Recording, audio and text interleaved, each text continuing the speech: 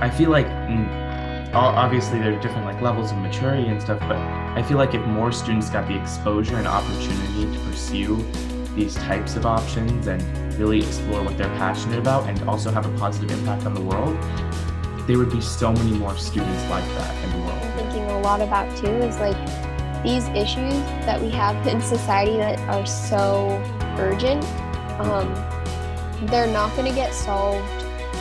They're not going to get solved the way it is now.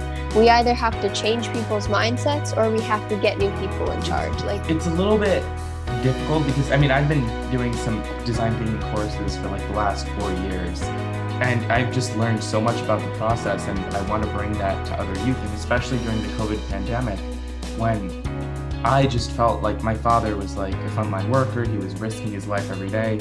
I wanted to do something to change the circumstances of what was happening. so, like if we can bring in some adult leaders to Youth Rights Day and have youth kind of say like, okay, this is the change that we want to see.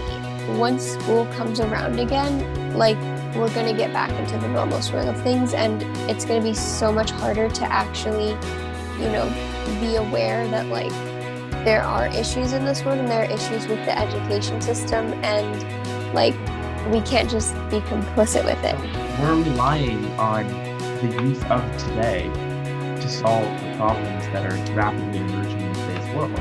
Like we're relying on our generation to be able to solve these world problems, not just make money or focusing on running a multinational corporation that damages the environment. So like the vision is really like we have all these social justice issues.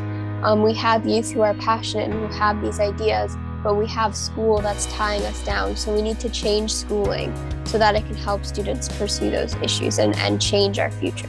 Like if we can bring in some adult leaders to Youth Rights Day and have youth kind of say like, okay, this is the change that we want to see.